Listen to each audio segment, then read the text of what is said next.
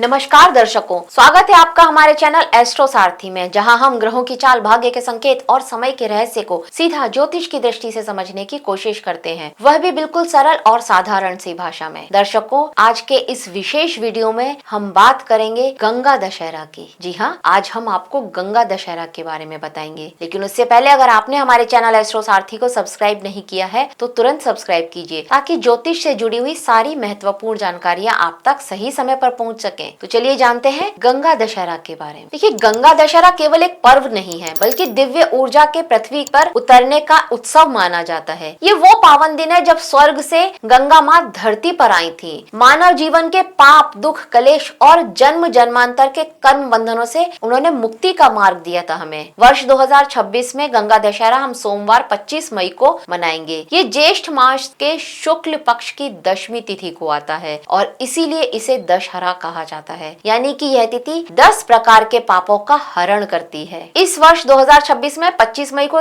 सोमवार को गंगा दशहरा मनाया जाएगा और दशमी तिथि 25 मई की सुबह से शुरू होकर 26 मई की सुबह तक रहेगी। सूर्योदय के समय गंगा स्नान अत्यंत शुभ माना गया है। जो लोग गंगा तट तक नहीं जा सकते हैं, वे घर पर स्नान के जल में गंगा जल मिलाएं, तब स्नान कर सकते हैं और ओम नमः शिवाय या फिर गंगे मैया नमः इस मंत्र का जाप आप कर सकते हैं। पूजा स्थान पर गंगा जल रख करके दीप, धूप और पुष्प अर्पित करना भी बहुत श्रेष्ठ माना गया। पंचोपचार से आप गंगा जी की पूजा कर सकते हैं। त्योहार है तो पौराणिक कथाएं अवश्य ही होंगी और एक पौराणिक कथा के अनुसार राजा सगर के 60,000 पुत्र कपिल मुनि के श्राप से भस्म हो गए थे और उनकी आत्माओं को मुक्ति नहीं मिल पा रही थी। कई पीढ़ियों के बाद राजा भगीरथ ने अपने पूर्वजों की मुक्ति के लिए कठोर तपस्या की और उनकी तपस्या से प्रसन्न होकर के ब्रह्मा जी ने गंगा को पृथ्वी पर आने की अनुमति दी। लेकिन गंगा का वेग तो इतना प्रचंड था कि पृथ्वी उसे सह ही नहीं सकती थी। तब भगवान शिव ने अपनी जटाओं में गंगा को धारण किया और धीरे धीरे पृथ्वी पर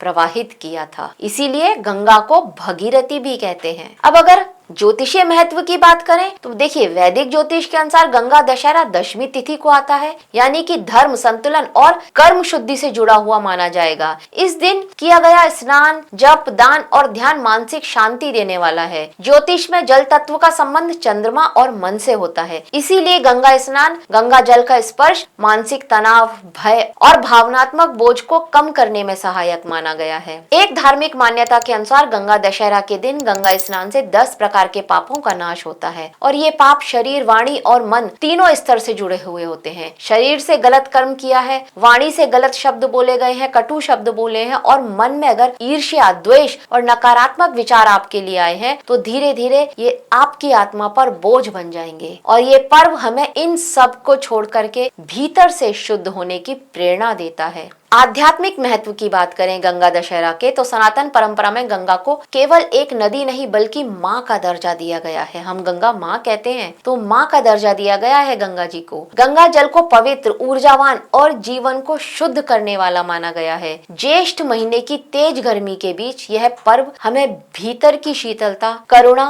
और पवित्रता की याद दिलाता है। गंगा दशहरा हमें ये संदेश देता है कि जीवन में चाहे कितनी भी अशांति क्यों ना हो, एक दिव्य प्रवाह हमेशा मौजूद है जो मन, भावनाओं और आत्मा को शुद्ध कर सकता है हमारी। तो दर्शकों, गंगा दशहरा केवल धार्मिक परंपरा नहीं बल्कि आत्मशुद्धि, आत्म मंथन का अवसर है। यह दिन हमें अपने विचारों, शब्दों और कर्मों को सुधारने की प्रेरणा देता है। इस दिन दान, दीपदान और गंगा स्मरण करना अत्यंत पुण्यदायी माना गया है। माँ गंगा से प्रार्थना करें कि वे आपके मन को शुद्ध करें, जीवन में सकारात्मक प्रभाव बनाए रखें। यही इस पावन पर्व का सच्चा संदेश है। जीवन में बहते रहो, स्वयं को शुद्ध करते रहो और दिव्यता की ओर आगे बढ़ते रहो। जय गंगा मैया।